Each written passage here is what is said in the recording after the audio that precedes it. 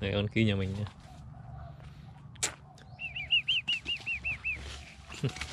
Chạy rất là khỏe.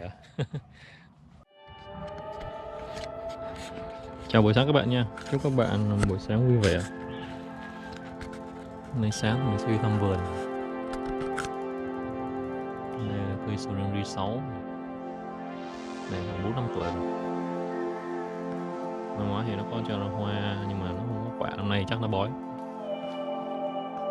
Cam xanh này.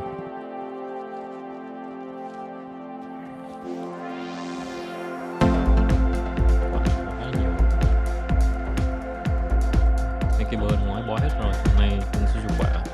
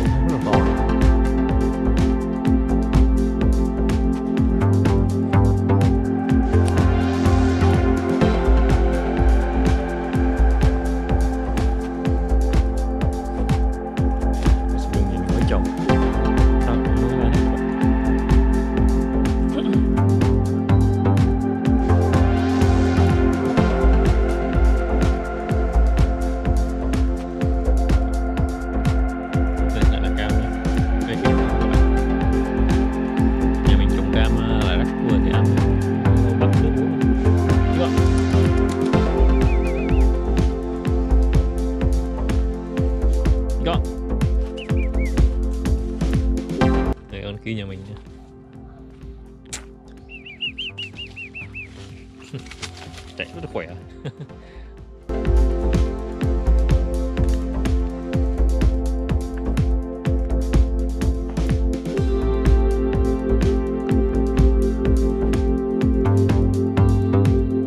Đây là một hàng mít Thái nha. Sắp tới là sẽ cắt đi. Thái cho quả được mấy năm rồi nha. Giờ nó đang ra quả đây.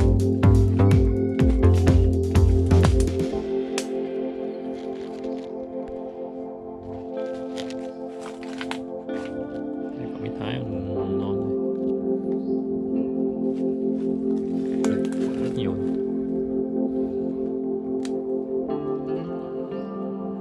Người ta gọi này, cái này là dái mít nha.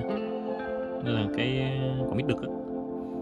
Mục đích của nó là chỉ để làm một cái hoa đực á, cho quả mít cái nó thụ phấn. Thời gian nó sẽ tự héo đi. Đây là quả mít non. Sờ rất là mịn nha.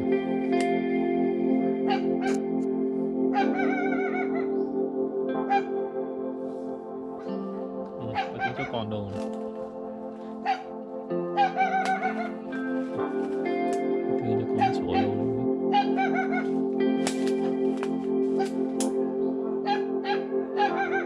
Mít ra khá là nhiều nha. Đây là cây sầu riêng con.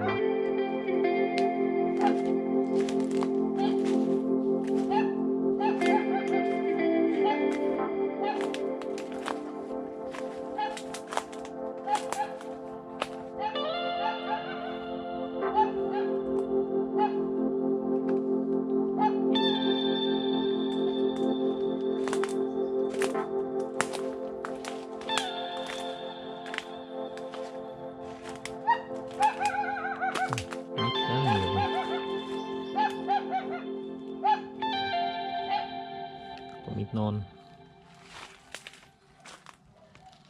Đây là quả mít đực nha các bạn.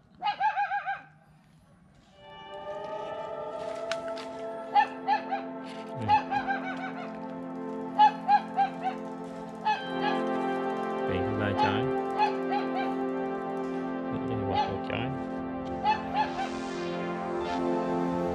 Cái nó nuôi không nổi nha. Và đi một trái vứt đi các bạn.